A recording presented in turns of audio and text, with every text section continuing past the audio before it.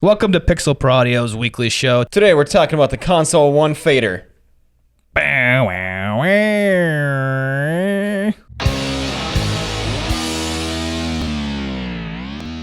Hello guys, welcome back around the drum. I'm Tay, this is David, and that is Jay. Today we're talking about the Softube Console One fader.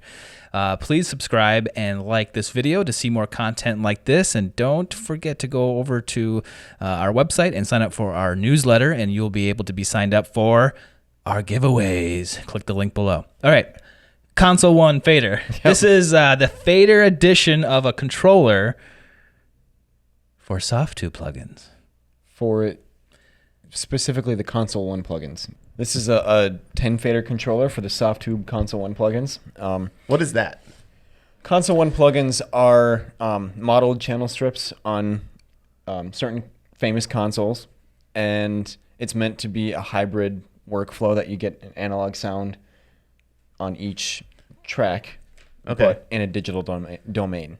So you get the plugins with this package. Yeah, you get some, and then you can buy some separately as well. Okay. So they had released before the Console One, and that was this little device, a physical device that you use to control those plugins. Yep. And they had knobs and some buttons and stuff. Then they released this, which is the fader, kind of like addition to that. Yes. And so this has 10 motorized faders on it and some other buttons we'll talk about in a minute. And so it's in conjunction with that. You can use it standalone, but it's usually used with the Console One itself to control the Softube plugins in basically any DAW, right? Yeah, most major DAWs have full support for it. And what a lot of people are doing is getting one Console One, because that has 20 tracks available, and then two Console One faders, so you have all 20 tracks right there. Okay. And then you can just bank through them. So I think like everyone that I've seen review this or talk about this basically says it helps workflow. So this is for the engineer or maybe even producer that is mixing and forming their music after they recorded it. Yeah. So this isn't for tracking. This is more for mixing, right? Well, it does have transport controls, so you can do that kind of stuff with it, but it's mostly meant for mixing. Yeah. Okay. Softube is really famous for a lot of their plugins. They're a really, really great plugin company, and they wanted to take it to the next level with the Console One systems. Okay. So I think like this gives you like control over a digital realm that you're used to using the keyboard or your keyboard and your mouse for. So it's kind of funny that the evolution here is like you used to track and mix on consoles and with outboard gear and stuff, and then it went shoop to digital, and you're in your DAW, you got your plugins, everyone likes that recall, people love recall, and now all of a sudden we miss the analog sound. You miss the analog and the tactile feel of something that you can literally touch and move around and adjust. And now we're back to kind of like a mix between them where you're getting your hands on, but you're using it to control something digital. Right. And that brings me to my favorite point of this. And, I'm not sure how many people have nailed it as well as they have here, but when with the faders, when you touch one of those faders, it highlights the channel on the software on the computer, and you can kind of see that when you're lightly have your fingers on there that you can see which ones you have your fingers on, and then when you start controlling it, it highlights it really bold, and that's kind of really helps bring that tactile need to touch and control things easily that consoles had. When you had a console in front of you, it was just like, here's the button, this is what it does. The signal's going through it. Well, now you're at least visually being able to see really easily, okay, I am controlling this, and I just need to move over to the next track over, and I'm controlling that now. And I think that gets you closer to that having a button and a knob and a fader for everything kind of experience that's just easier to manipulate, and to use. Especially writing automation. Like, I don't know if you did fader automation on consoles, but like having to ride that fader and physically do it, you can like put some more emotion into it, and I don't know. It's different than just taking a mouse and moving it, or drawing out the automation on graphs, which is usually how I would do it. That was nightmarish. I hate that. Yeah. I know. Yep. Yep, I agree. Like you can really, you as the engineer are then contributing to the performance in a way that you just can't if you've got a mouse and you're trying to draw everything. It doesn't work. It just doesn't work well. Yeah. So I think like it's mixing both worlds, I think, and I think you guys agree. Like so, like what you're saying is it's very responsive to touch, and you can see that action on the screen right away. But I think when I was looking this up and doing some research on it, people were finding it nice that they could have their eyes on the Console One fader, and they're using their ears now again. Yeah, that was. Oh, go ahead. No, you can go. That was my biggest point, is that you can mix with your ears, not your eyes anymore. Like it's so great to be able to mix digitally with all the recall, but have the sound of analog consoles and the feel of it now. I think that's the catch here. I think people will love that. Fun. It Yeah. is. It's way more fun. As an engineer, it's more fun. And honestly, I've always found that I get to conclusions faster when I have less options and I'm just like, I have to twist some knobs, make it sound the way I want, and move on. And I've always noticed that my mixes that have the least amount of plugins on them, that's what sounds best. So you use one of these instances of the Console One channel strips on each track, do EQ, compression, gating, move on, and it'll sound like a good polished mix, as long as you do it right. But As long as you know what you're doing. A Yeah. little detail. yeah, that helps. So one point I wanted to bring up before we got too far, which we may have already. This is not like a DAW controller, like straight up. This Right. isn't like plugged into the USB port and now you're controlling your DAW. This has to go through the Softube plugins. Yes.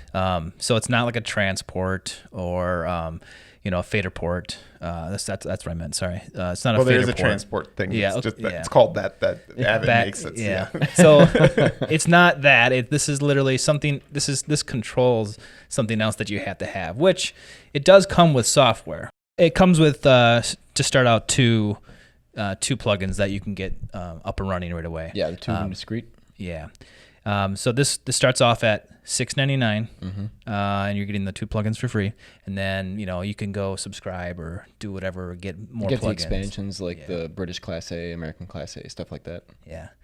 And again, this can be on its own. You can have just this, working in conjunction with any DAW and then the Softube plugins. Well, let's get into what it actually has. So it has, the faders, which control volume levels. You can tweak other things, other character tweaks, input gain, low cut, high cut. The encoder, there's one encoder, single encoder, and that one has that's like for pan, and it has I think a shift button you can put on to do some other things. Yeah, you can do a stereo widening effect, which I think is so cool. I love that. I love using that on very slightly on room mics and drum overheads, but then stuff like lead guitars as well. I'll throw a delay on that and make it a little bit wider. And, Okay. yeah. Sorry, I'm getting real nerdy. Is that just messing with phase? Yeah. Okay. Yeah, it's just widening.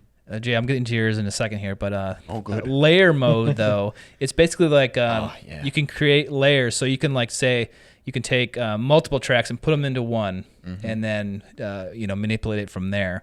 I like that because you can then make groups. I'm not sure exactly how many layers you could actually get, but Yeah. Go ahead, talk about it. So you can do that in any DAW, but it takes time to set all that up to make a group for each of the tracks you want in there and then make a VCA that controls it. I mean, it's not a lot of time, but it adds up. On this Console One fader, you can do that in literally seconds.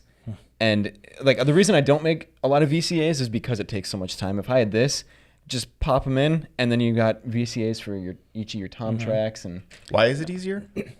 because you can just select the button for the layers. I almost said groups. It's layers, and then you select the tracks you want and hit enter. Yeah, and it's like three, a three-step thing. It's like you open it up, you assign which ones you want, and then it groups them, and then it puts them in one track. Yeah, it's that's so awesome. quick. Yeah. And then there's three buttons on the upper right corner, and they are used for transport controls. And you can, but they are assignable. You can assign these three buttons to anything you want.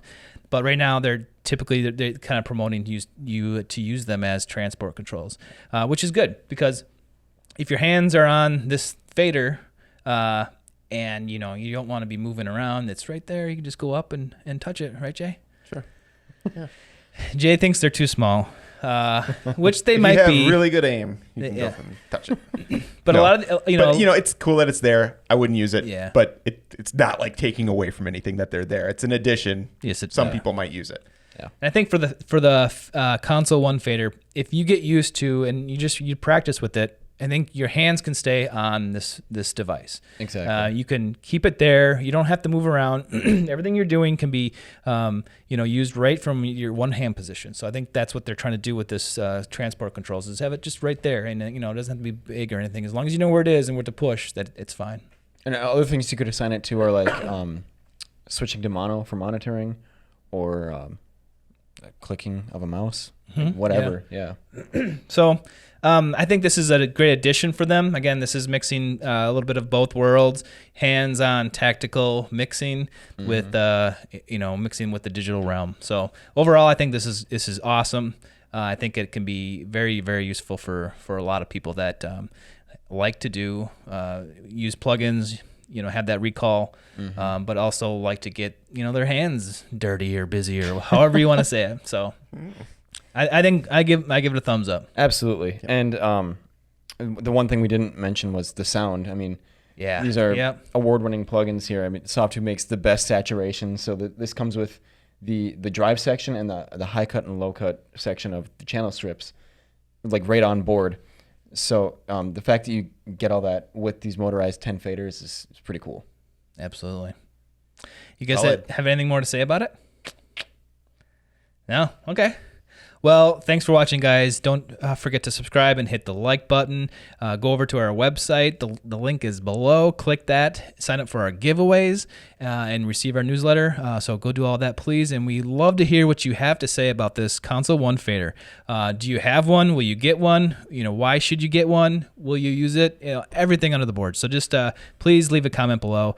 We appreciate you watching, and we'll see you on the drum next time. You want a console one?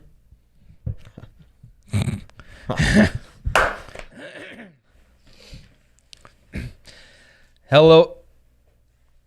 Adjust. I gotta buy some of those Ben Fold stands. Oh, That's my mic's broken. All you have to do is sit there and look pretty unless we assign you to do something. Should we assign that him pretty? to do something? pretty ugly. Does this work? No. Sorry, your knee is like in my. You got. No, you can't do anything about it. It's not your fault. It's this It's not your fault. situation. It's not your fault. It's the situation. But if I touch your knee one more time, Are you done fidgeting over there? you don't know. The feels all wrong. All right, go for it. Sounded grisly. Fader.